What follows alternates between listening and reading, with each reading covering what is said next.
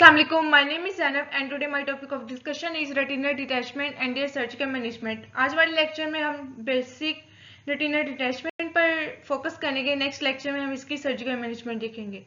चलिए स्टार्ट. सबसे पहले रेटिनल डिटैचमेंट होती क्या है. अब कोई भी हम सर्जरी करेंगे, कोई इंटरवेंशन है, तो हम सबसे पहले इसकी बेसिक देखेंगे ना कि बेसिक में क्या है, असल में ये होता क्या है, रीजन क्या है इसका और इसकी पैथोफिजियोलॉजी क्या है, इसके रीजंस क्या होते हैं. ये सब आज वाले लेक्चर में हम कवर करेंगे. जो नेक्स्ट लेक्चर होगा उसमें हम इसकी सर्जिकल मैनेजमेंट होगी, उसके अलावा उसके इंस्ट्रूमेंट कौन कौन से सर्जरी में यूज होते हैं और उसके अलावा पोस्ट ऑपरेटिवली उसकी कॉम्प्लिकेशंस क्या हो सकती है और किन पेशेंट्स में कॉन्ट्रा इंडिकेशंस होती है वो नेक्स्ट लेक्चर में देखेंगे. चलिए स्टार्ट करते हैं आज वाला टॉपिक, जिसमें सबसे पहले कि रेटिना डिटैचमेंट होती क्या है. एज द नेम शोज कि रेटिना डिटैच हो जाता है. रेटिना डिटैच होना मतलब कि अपने रेटिना की कुछ लेयर्स होती हैं जिसमें जो उसकी फोटोपिगमेंटेड लेयर है और उसके अलावा जो सेंसरी लेयर्स है उन दोनों के दरमियान सेपरेशन आ जाना या किसी वजह से भी सेपरेशन आ जाना, या कोई लीकेज हो गई है या कोई फ्लूइड अकमुलेशन हो गई है या किसी ट्रैक्शन की वजह से कोई कॉन्ट्रैक्चर बना है उसकी वजह से ट्रैक्शन हुई है, तो उस वजह से जो रेटिना डिटैच हो जाए वो हमारे पास रेटिनल डिटैचमेंट कॉज करता है. अब इसकी वजह से क्या हो सकता है, वीएन लॉस जो सबसे जो है पहले आता है. उसके बाद वीएन लॉस के अलावा जो है एक कोब वेब आप कह सकते हैं कि एक वेब सा फील होता है और उसके अलावा सेंसेशंस तो होती नहीं है आई की.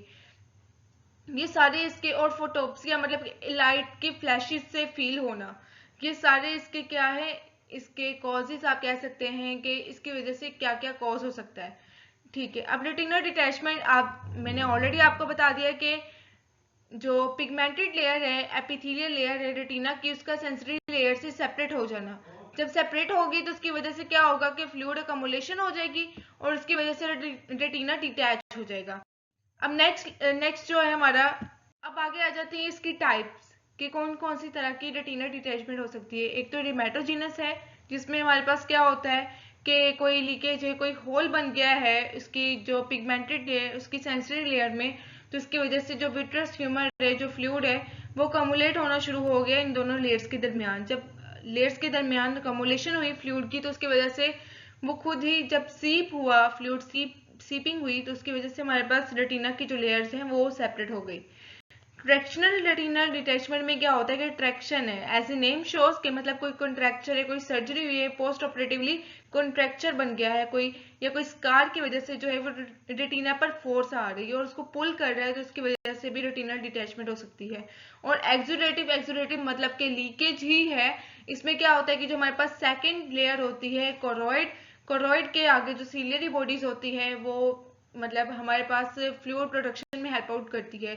अब कोरोइड की अगर कोई पैथोलॉजी हो जाए, जैसे यूवाइटिस है कि इन्फ्लेमेशन हो गई है कोई, तो उस वजह से हमारे पास क्या होगा कि फ्लूइड अकमुलेशन या उसकी सीपिंग होगी, उसकी वजह से रेटिना डिटैच हो गया.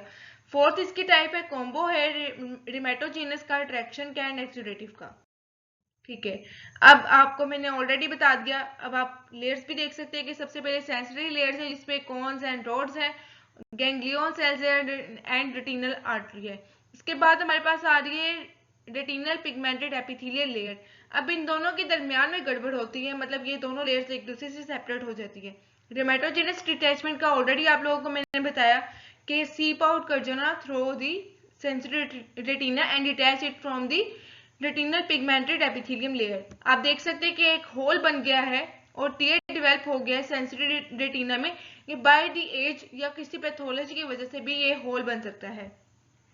उसके बाद traction retina detachment, as I already mentioned कि कोई कॉन्ट्रैक्चर बना है, किसी वजह से पुलिंग फोर्स से क्रिएट हो रही है या कोई ट्रॉमा हुआ है उसकी वजह से, तो इसकी वजह से कोई स्कार बना है एंटीरियर पोर्शन पे, तो उसकी वजह से क्या होगा कि रेटिना पुल होगा और रेटिनल डिटैचमेंट हो जाएगी. इसको हम ट्रैक्शनल रेटिनल डिटैचमेंट कहते हैं. Next exudative, as the name shows कि सीरियस फ्लूइड प्रोडक्शन हुई है. इन्फ्लेमेशन जहां भी होती है वहां सीरियस फ्लूइड प्रोडक्शन होती है. अब सीरियस फ्लूइड प्रोडक्शन हुई या मैक्यूलर डीजनरेशन मैंने आपको जो कॉमन कंडीशंस थी आई की उसमें बताया था कि मैक्यूला एक पॉइंट होता है रेटिना का और जिसके अंदर जो है फोबिया पॉइंट होता है, मतलब एक सेंट्रल फोकसिंग पॉइंट हम रेटिना का कह सकते हैं. अगर उसकी by the passage of time, by age उसकी डीजनरेशन हो जाए तो उसकी वजह से सीरियस फ्लूइड प्रोडक्शन होगी. वो सीरियस फ्लूइड क्या करेगा, रेटिना को डिटैच कर देगा. नेक्स्ट, इसके रिस्क फैक्टर्स क्या होते हैं? एक तो increasing age by passage of time हो सकता है। मायोपिया है, पेशेंट जो है सीवियर मायोपिया में है लेकिन वो अपने आप को ट्रीट नहीं करवा रहा, एक फोकस के लिए वो आइज को अपनी को बहुत ज्यादा मतलब एक प्रेशराइज कर रहा है, तो इसकी वजह से तो ऑब्वियसली ये रिस्क फैक्टर हुआ।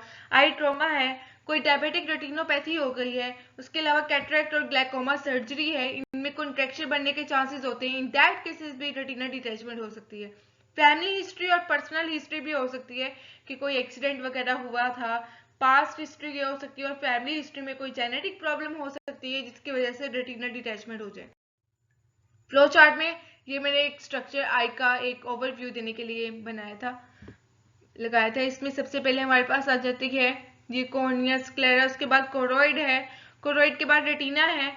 अब कोरोइड ये है, मैंने आपको एक जो है पैथोलॉजी पढ़ाई जिसमें कोरोइड की वजह से जो है क्या नाम है इसमें यूवाइटिस हुआ है, इन्फ्लेमेशन हुई, यहाँ पे मैक्यूलर पार्ट है, मैक्यूला है, यहाँ पर कोई डीजनरेशन हुई, इसकी वजह से सीरियस फ्लूइड प्रोडक्शन होगी, रेटिना डिटैच हो जाएगा। नेक्स्ट हमारे पास पैथोफिजियोलॉजी है, एजिंग है या कोई आई ट्रॉमा हुआ है उसकी वजह से क्या होगा, रेटिना या तो पुल होगा या तो टीयर हो जाएगा। जब पुल या टीयर होगा तो उसकी वजह से क्या होगा कि रेटिना की लेयर्स ब्रेक हो जाएंगी।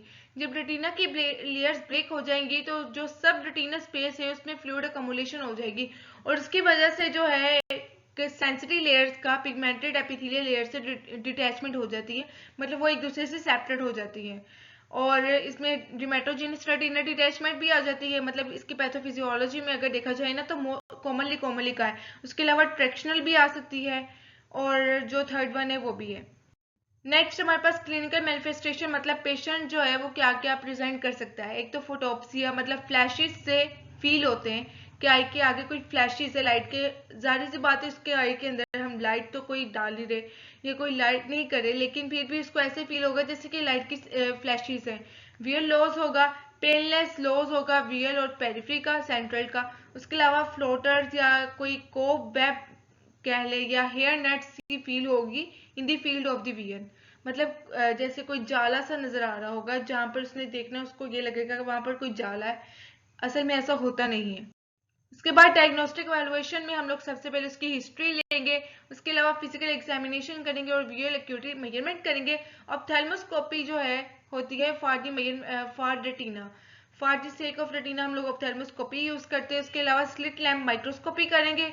उसके अलावा हम लोग कॉर्निया लेंस और मतलब एक हम कह सकते हैं कि बाकी चीजों को इरेडिकेट करने के लिए या ये इंक्लूड करने के लिए कि किस वजह से रेटिना डिटैचमेंट हुई है, बाकी चीजों के भी हम लोग अल्ट्रासाउंड करेंगे जिसमें कॉर्निया और लेंस आ जाएंगे। नेक्स्ट मेडिकल मैनेजमेंट में हम मेडिकली उसको मैनेज करने की कोशिश करेंगे जिसमें हम लोग माइड्रियाटिक और साइक्लोप्लेजिक ड्रग्स देंगे, और उसके अलावा जो है फोटो कोएगुलेशन एक प्रोसेस है जिसमें हम लोग कोएगुलेट करते हैं, जो रेटिना ब्रेक हुआ है उसको कोएगुलेट करते हैं, ये मेडिकल मैनेजमेंट में आ जाता है। नेक्स्ट सर्जिकल मैनेजमेंट में लेजर फोटो कोएगुलेशन होती है जो कि रेटिना को सील बैक करती है, और उसके अलावा जो है एडहेजन और स्कार्स से प्रिवेंट करती है। उसके अलावा क्रायो रेटिनोपैक्सी है जिसमें स्क्लेरा ब्लॉकिंग होती है, विट्रेक्टमी है और ड्रेनेज ऑफ दी सब रेटिनल फ्लूइड्स है। मतलब ये एक ओवरऑल एक प्रोसीजर और उसके फर्दर 3 स्टेप्स हैं जिसमें स्क्लेरा ब्लॉकिंग आ जाएगी, vitrectomy and draining of the सब रेटिनल फ्लूइड्स।